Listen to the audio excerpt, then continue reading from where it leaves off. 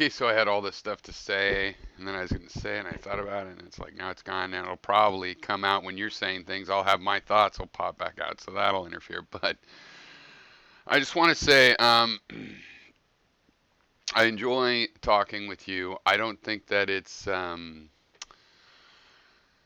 condescending or anything, trying to see if people understand my ideas. And I have an example. You got this point where I'm saying that since our self is an illusion in your system and in my system, it's, it's not an illusion, but it's still part of the universe. So in both systems, the first person perspective is something that happens in the universe. So whatever it means for a human being or an animal to feel something, well, if that identity of that single animal um, is an illusion, then all that's left to feel that is the universe. You got that. I heard you say you got that. That's what I meant. Most people, nobody else responded to that. Whew. That's the kind of thing I hope to get understanding. Now, maybe if I felt people understood my thoughts, then I'd start getting picky. But right now, it's exciting that somebody gets the thought. Agree or disagree, immaterial to me. Now people say, well, don't you care what I think? Yeah, I'm fascinated, fascinating. I'm fascinated. Tell me. It's like, are you disappointed that I'm going to be excited, equally excited if you agree or disagree? Are you hoping that when you disagree, I'll be disappointed because I'm used to that? Most people disagree before they even understand the idea. Now, I think from the last video, you should understand that I have answered this point you seem to think maybe I'm ignoring about what circularity means and why, in my defense, that my formulation from this data set, right? Right, this is A1, A2, A3, A4, all the way to AN. Every frame, or whatever you want to call a frame, is the evidence, the input principles that you're starting from. So that's my defense. And my complaint that yours is circular is that you've admitted that your concept of the material world comes from the evidence, the facts, not just comes from historically, but you base that model on how this stuff works. If this stuff changed, if suddenly pink bunnies started popping in and out of everybody's experience and you could take photographs of them and everything, you'd change that model because it's logically dependent on that. And it reminded me of the reasoning of when I was young. I think it was, oh, I think I was about 4 months before I was born. Started thinking about this, this thing, this idea. I was in my teens. But this gay idea is the earth alive, and I thought about it a semantic way. I try to think about these kinds of things through many different analyses. But sometimes I find that it's the words that make things seem different. So I realized this. Now, so the question is the earth a living creature? Can you consider it a living creature? That's separate from is Gaia a benevolent goddess in, conscious inside it? Just is it fair to think of the earth as a living thing? And here's the reasoning. A human being is a living thing. We don't know exactly what makes some stuff living, but we can tell which is living, which is not. And I'm a living thing, and yet not everything in me is living. I don't even know what the percentage is, but I got a lot of water. Some of the calcium is not a living deposits, right? So I have non-living things in me, and I'm living.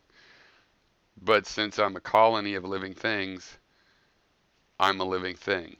And that applies to the earth. The earth is covered in living stuff. Now, is the core of the earth a living thing? No.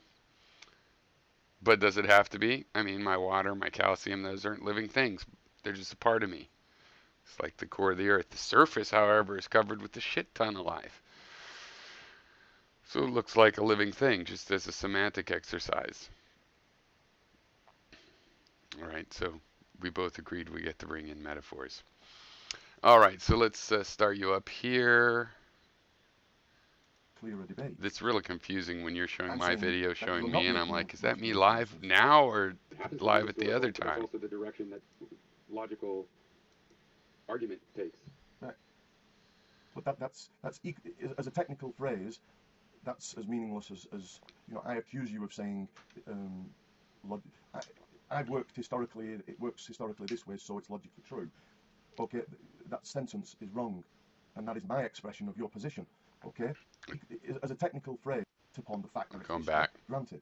But what you are doing is is thinking that the direction of travel, which is ostensibly the history of it, the direction of travel um, is logical inference. But that's not true. Logical inference is the logical inference. You tell me what the logical inferences are, and then you'll get a clearer debate. Okay, so you hopefully, and if it's necessary, I apologize for getting so frustrated in the first couple parts, but hopefully you understand. I'm saying that every frame of the film strip is a principal A sub n. You logically infer things like, hey, this is the speed of gravity. Why? I did an experiment. I measured. that you're not making logical inferences. It happens to be historical, but that's also the direction that logical argument takes. Right. But that's as a technical phrase, that's as meaningless as I accuse you of saying. Um, log- I, I've worked historically. It works historically this way, so it's logically true. No, I didn't say that. I said the chronological thing where we start with the first person view, it happens to be the fact that it's also logical that we start with this data set A of 1 through n. That's what I was saying. I wasn't saying chronology is always directly the order of a logical argument. No. I was saying that in this case, chronologically, we start with the film strip, and we also logically start with the data in the film strip as our starting data. Okay? You keep thinking that's not what I'm saying, but I think that is what I'm saying. Okay, that sentence is wrong, and that is my expression of your position. Okay, you saying logic takes a direction, giving conclusions. I'm saying, all right, you say it that way. That is equally as invalid as the statement that I thought you were saying. You're trying to assume that I'm using this inference wrong, but I'm clearly saying that I take out 50 frames out of this film strip and I make a little sub film strip clip together of all the times that I measured the speed of a dropping object. I find a consistent speed. I've reduced that data from the raw data. A implies B, B implies C, and I get to my conclusion. And it is logically starting. The word start doesn't mean that I think it's a historical thing. I'm talking about the first principles of a particular argument. Whatever you've taken as granted in a particular argument, it's traced back to not a priori axioms, but to the film strip, always to the film strip and to built in processing systems that we have. About history, and they're just, I think they're synonymous, but From one set of facts to another. right, what counts as facts is what's argued for. And so one set of facts doesn't um, travel to another set of facts. It either has logical inference or it. I didn't say it traveled. It's deduced from, though. You understand? There's the arrow of implication, and it starts at the fucking film strip. And you can disagree with that, but why you would think that the topic is, I don't understand your criticism of circularity it seems like you're obfuscating and avoiding the topic to me. I don't think that's really what you're doing. I'm telling you that's what it seems like to me. We're part of this is we're able to try to express these frustrations that lead us to get upset and create frustrations. Okay. It doesn't. saying that A is the set of facts as our first person experience. The question is, you kind of this sounds really mumbo jumbo. It's because you're trying to be very technical in a descriptive sense. Mumbo jumbo, yeah. You were asking, this is about logical inference. A implies B. So I'm using that language to tell you this is the data set. These that you had, that you saw this in the Michelson-Morley experiment, that you saw this when you did Gary's light bending experiment, that you saw this when you did. That's the data. Those are the input. That Socrates is a man and men are mortal. That you're deducing from. This is not a complicated thing I'm saying. You're making it complicated by thinking that something else entirely is going on. You know, thinking on it now, I think I can see explain. He's this little guy right there. You're saying A. One set of facts to another. I'm saying that A is the set of facts as our first person experience. Okay, there's a set of facts, but there's no logical inference from those set of facts unless you argue for them and show the inference. The fact that I really think you need to face that you're doing some similar stuff to Gary here. It's like, oh, they exist, but it doesn't mean other thing. My point is that I made in the video that we're watching right at that time when you made your video here. I'm saying what I've been saying in this video. I'm talking about the logical inference. Yes, your idea of cause and effect is because in the frames, this is my argument, in the frames of the film strip, the frames seem causally linked. That's where your idea of cause and effect comes from. If that wasn't the case, if it was all random, like when you were dreaming, you'd have a different idea of it. It is the logical facts that you are inferring from. Logic is rules of logical inference. Logic is rules for inference.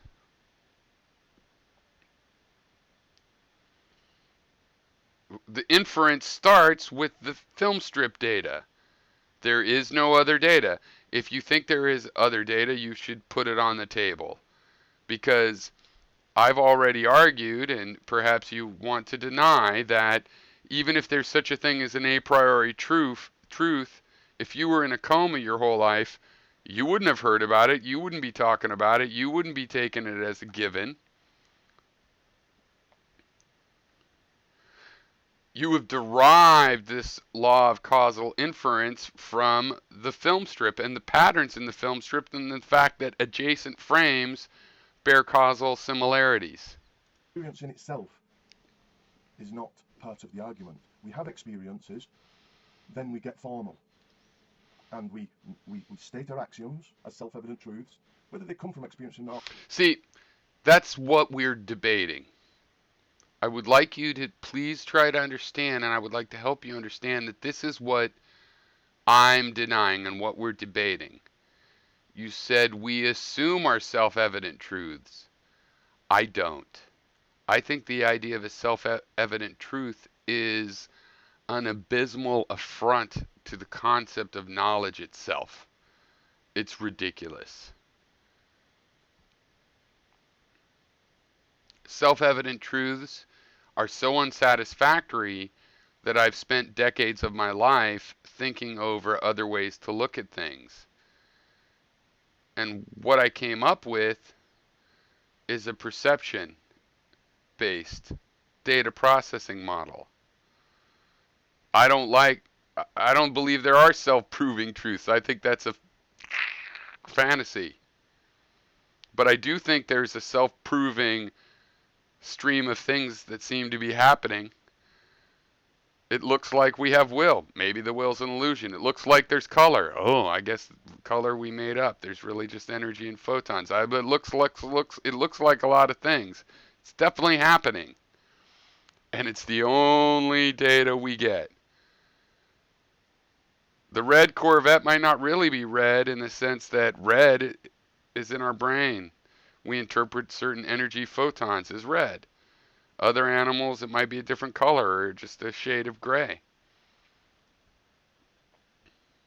Right? It's an illusion. Still, it's the only data we've got.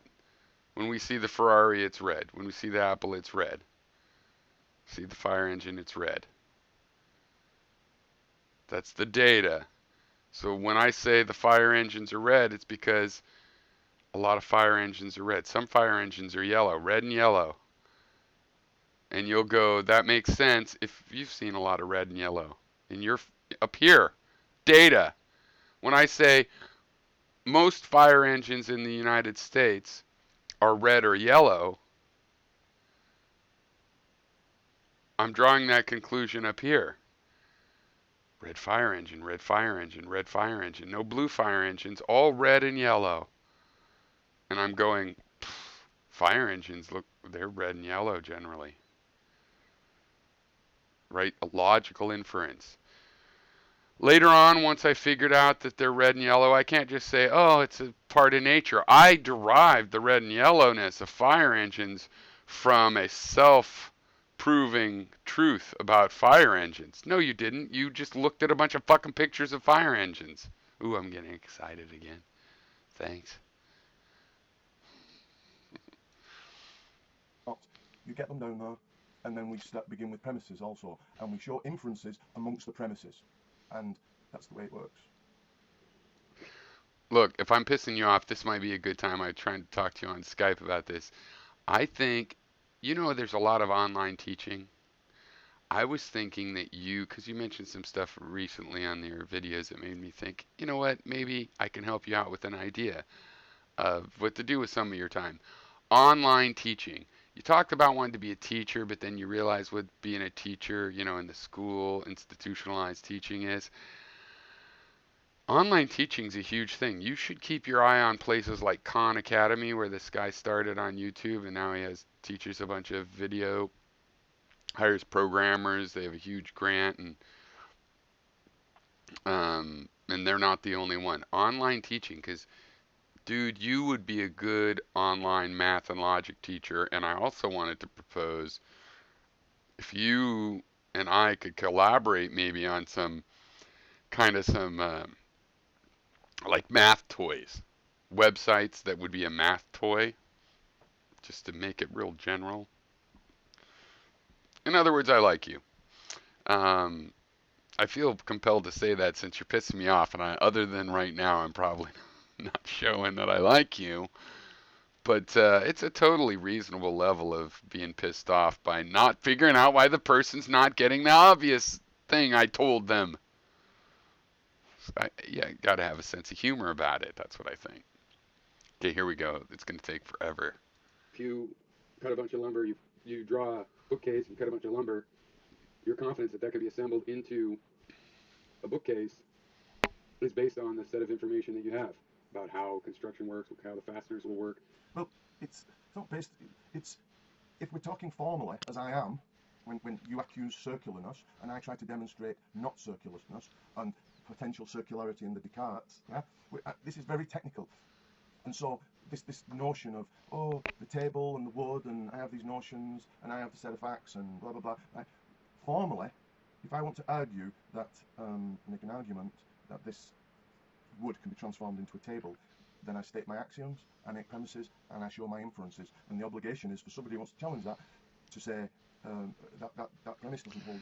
Honestly, dude, I think you have to face you're doing what Gary does here. You're just going off on this tangent in order to disagree with me. Well, really, you're not disagreeing with me. Look, it's just not true. Or you can't show it to be true. And Can't show what to be true. And the obligation is for somebody who wants to challenge that wood can be transformed into a table. Then I state my axioms, I make premises. Right, so I was saying that your idea that you could go ahead and build a table out of a certain amount of wood that you've measured and cut up was based on your past experiences and your model, and you might find that you measured wrong and stuff like that. That's what I was saying. You're saying that you disagree, but same principles, and I'm wrong. And I show my inferences. And the obligation is for somebody who wants to challenge that to say that premise doesn't hold up. It's just not true. Well, you're bringing it into challenging, but I was just talking about the fact that you do have an idea you can build the bookcase, and you're probably right. And if you fuck up, you can fix the mistake. You know, cut one. Oh, I'm missing a shelf, and you cut an extra shelf. You're disagreeing with me somehow? Or you can't show it to be true. And I might say, well, I don't care. If it is ultimately based upon the axiom, and if you don't find it self-evident because of solipsism, well, yeah, I don't care. But if, on the one hand, like you do, you say you're taking the leap out of solipsism because it's a working idea and so on and so forth, you can't then go and you're with me on the axiom of out of solipsism. So you don't get to challenge the argument on but solipsism as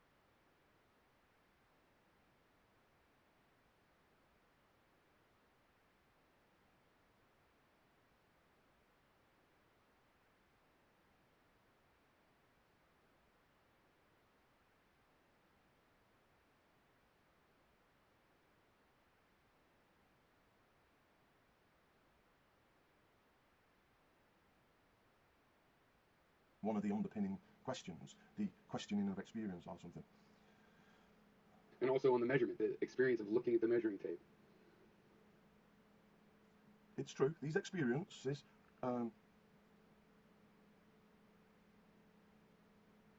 underpin the axioms insofar as the leap out of solipsism.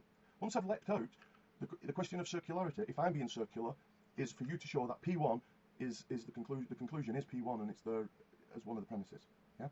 And likewise, if I want to accuse you of being circular, the obligation isn't all this first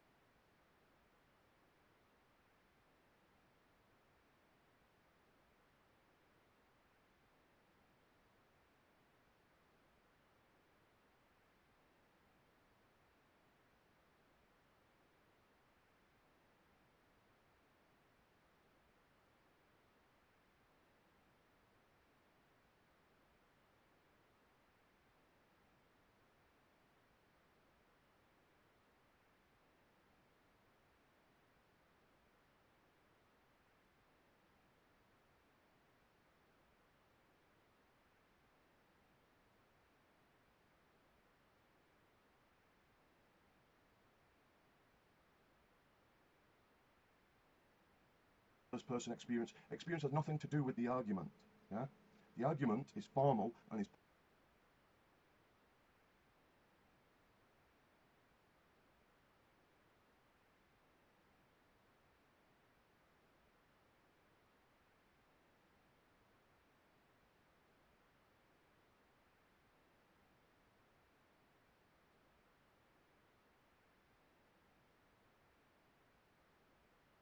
pointing fingers at what axiom you reject, what axiom isn't self-evident, or you're unprepared to have on the table, and what premise is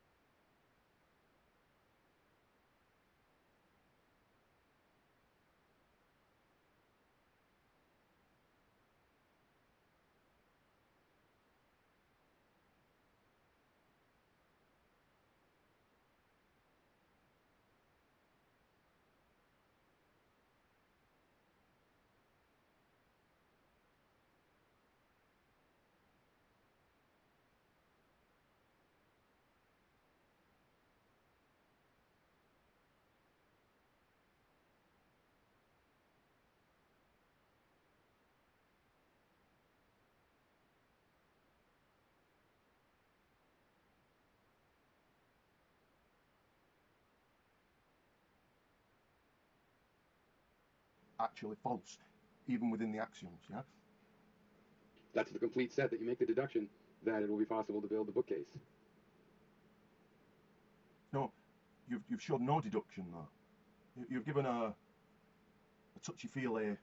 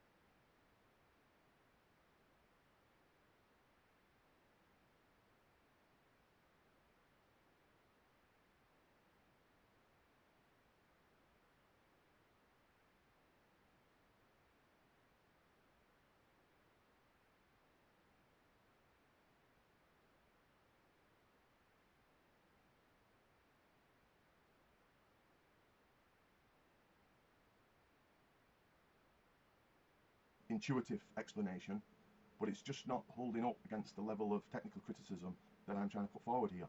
That technical terms that you brought into this. So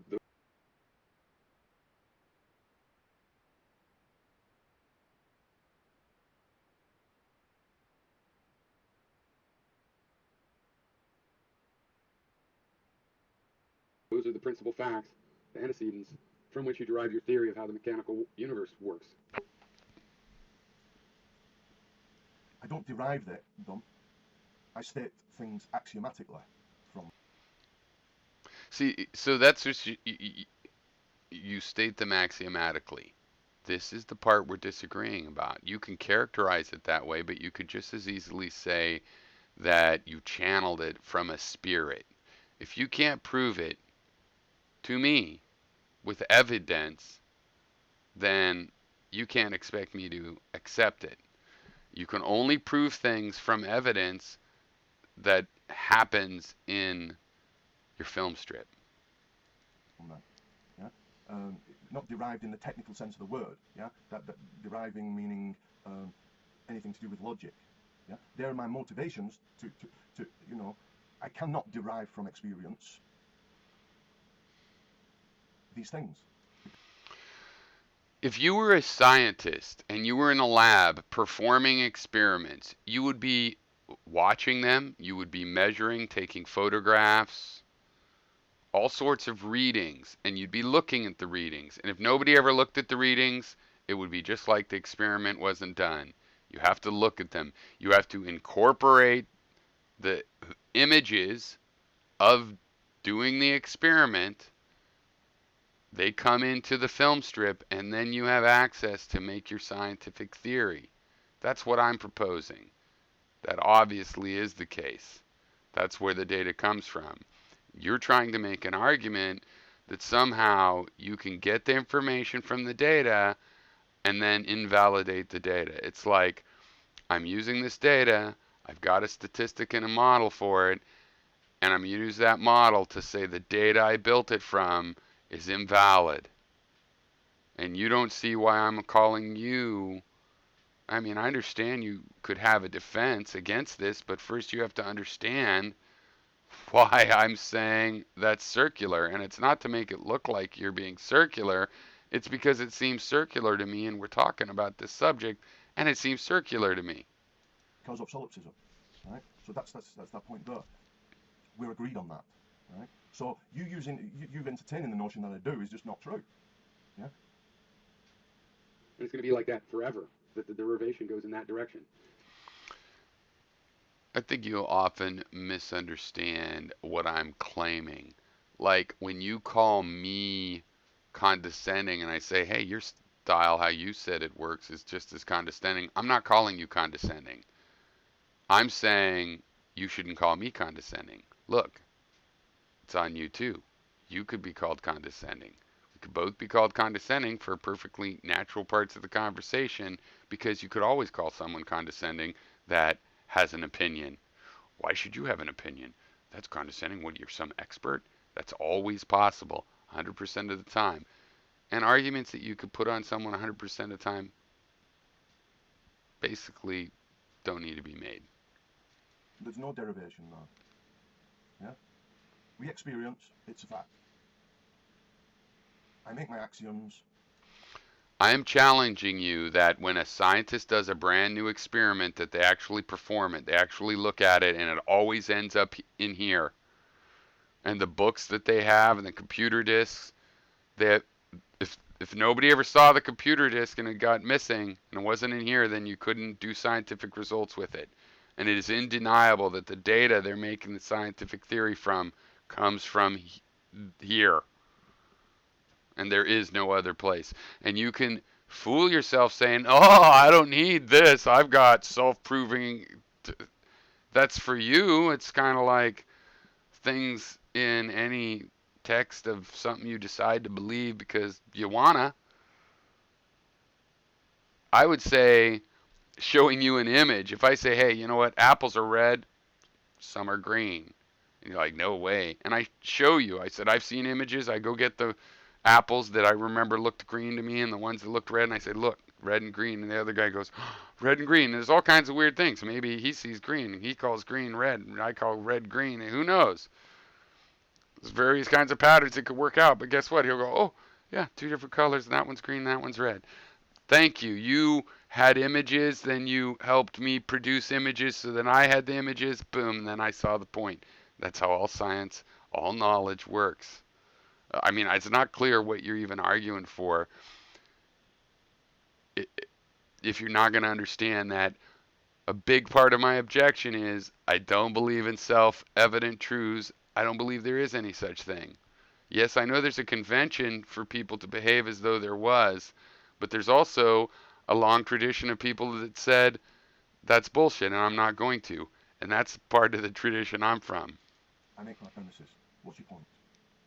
Your point has to be, there's a problem with that axiom, there's a problem with that premise, not, but you got them from experience. There's no logic in that statement, that I got it from experience. The problem with your premise that you're starting from unproved axioms is, one, they're unproved, so probably not the best place to start. The problem with your argument is that you're saying that you can derive the first person perspective as a merely mechanical thing from your mechanical model, and I'm pointing out that the only evidence you have that your mechanical model is valid comes from the first person experience.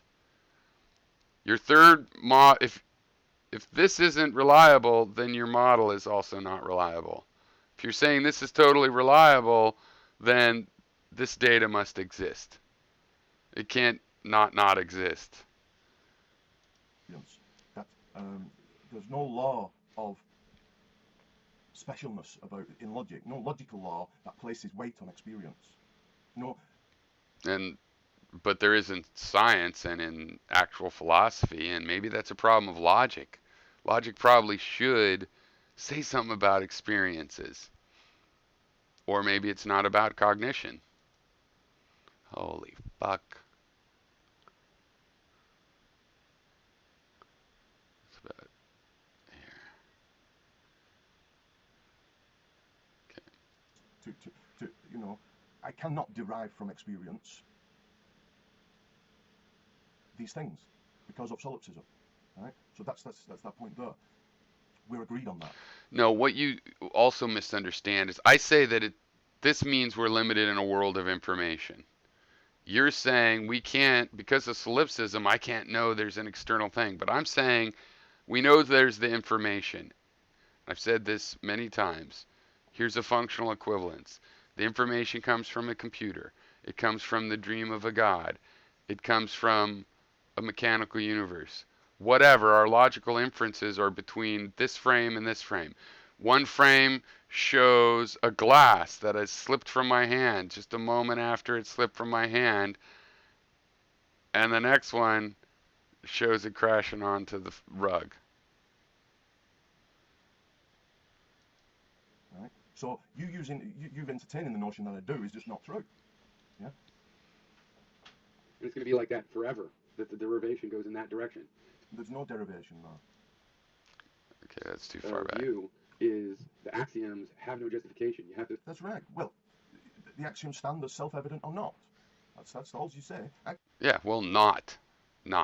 I go with not. I think people's idea of cause and effect is primitive and folky common sense, absolutely bearing up not at all under the last 400 years of all science.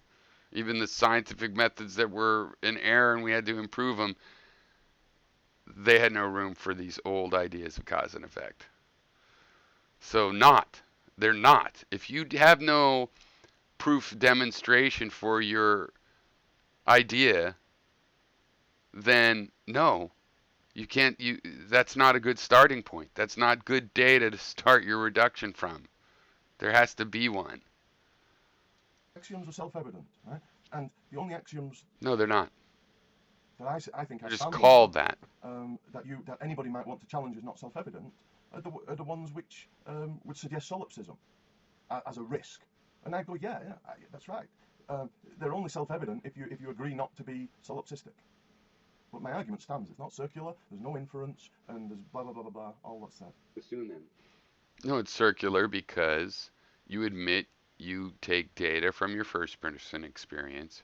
You come up with a model of the mechanical world,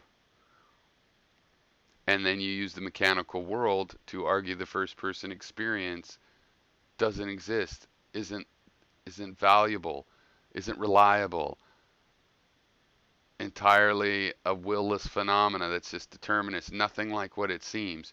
You use your mechanical model to argue against the data that you use to create the mechanical model. And even if you think that I'm wrong in that, you should be able to wrap your head around what I'm saying. You have to come That's right. We assume them because they're self-evident in some framework. from somewhere. But No, you assume them because since you've decided to abandon the first person perspective, you have no choice. the fact of coming from somewhere has no logical bearing in the scrutiny of an argument. Yeah? I'm really hoping you could understand that I too feel that coming from somewhere is different from the logical argument for that something. Where that argument came from is not the same assembly as the argument itself. I agree. It's just that the argument itself is formulated with these as the evidence. Like, I'm a scientist, I did an experiment. These is the evidence. Logically, right? Can we put that to bed? You understand what I'm saying? I'm saying these are logical principles, the data we have in here. They're axioms. No, they're not perfect, but neither are your a priori self-proven ones. As a matter of fact, those ones can't even be argued for. They just have to see that they're good or not. Well, they're not good. Whereas when I told you the two colors of apples, that's a lot more solid. You don't just have to believe it or not. It's obvious that there's two kind of colored apples. No, I showed you. Oh, you showed me. That's way better than you just have to assume it.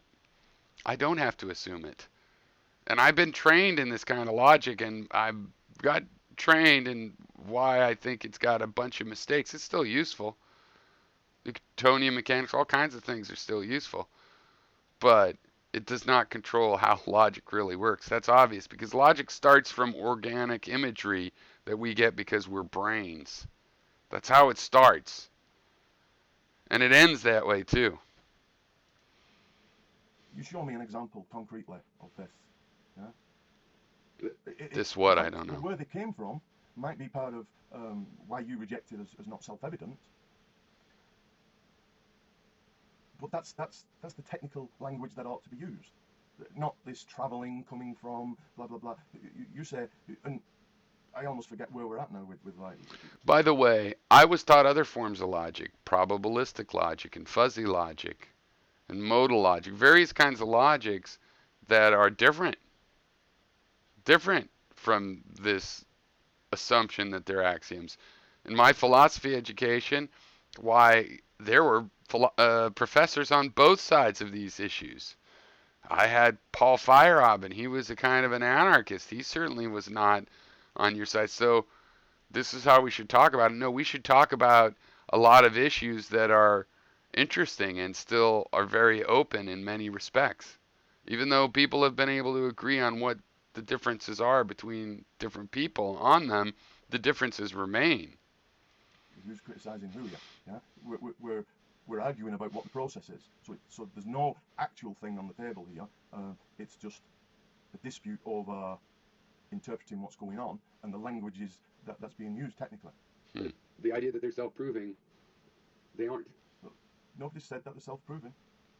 They stand as they are, and logical inference in this See, process. wait. I think I had a problem here. Hopefully this continued. This is, again, you're doing this Gary thing. Okay, what did I say? Nobody said that they're self-proving. Nobody said they're self-proving. You said they're self-evident. But the word self-proving is too different. If you ever heard the word self-proving, it's a synonym of self-evident. That they just obviously must be true, right? Which is obviously just like people that think God must be true or anything must be true with no evidence. Yeah, you feel it. I get it, dude. Yeah, and logic works under logic. You're the one claiming that there's a logical inference in this process, this direction of travel, and there's no logic in it. Well, I'm curious with my scientific example. Doesn't somebody have to look at the results of the experiment to do and make a model? And isn't that logical inference from the data? Can you agree to that much? They're abstractions deduced from the stream of information. Yeah, they're abstractions. Abstractions. We do the abstraction. They stand. Yeah, or they don't. So you think we abstract things from real data and then the abstractions stand or they don't? I say those abstractions, whether they stand or not, is compared back to the data. So for example, you come up with the model. The model is mechanical. Then you take that model back to other phenomena and you go, oh, yeah, this first person experience in living things, nope, can't happen. But it is happening. It's the bumblebee. It's flying. You have a model of aerodynamics. Look, it does pretty well explaining this bird in this plane, but it can't explain the bumblebee. It says that the bumblebee cannot fly. Well, that's the raw data. Change your system. This is the raw data. You don't see, I'm getting the idea, you don't see the relationship between the raw data that you took and wrote down and were careful about and the things you conclude. And you think that once you've used this to get over here, you're just here and you can forget that stuff. Well, you can't. Those are your roots. Right? Your logical roots of a beginning of a chain of inference. The fact of where they come from doesn't play a part of the argument. Everything we know is. And when you did the experiments yourself, you yourself read about the experiments. You believed them. Where the data came from certainly is, important. And especially when the subject is first person experience itself. The fact that data is coming from the first person experience is a big argument in favor of, that it exists.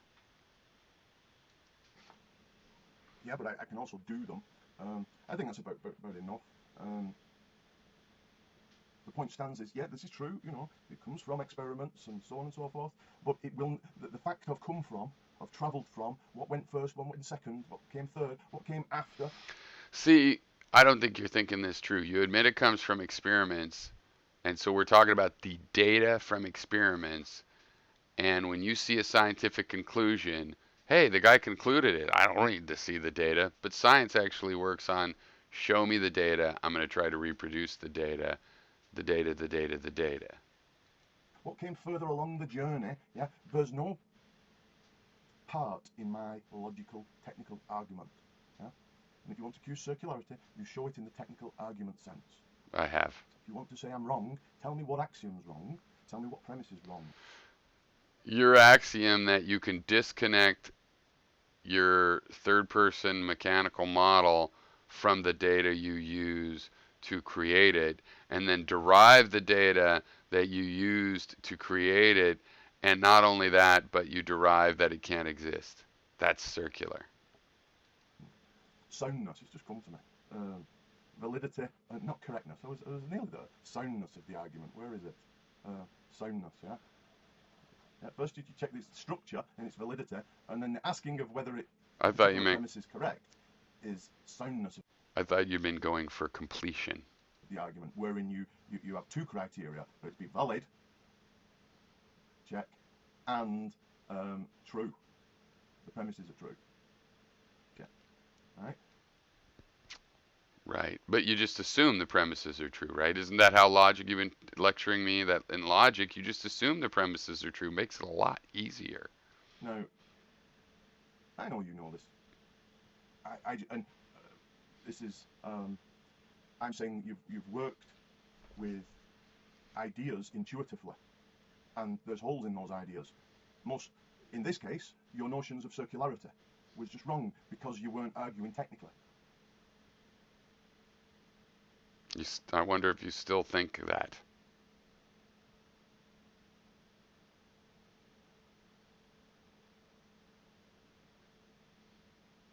Your notion of circularity, as I was trying to say, I called it history, but it was. Here's what I'm going to help you out.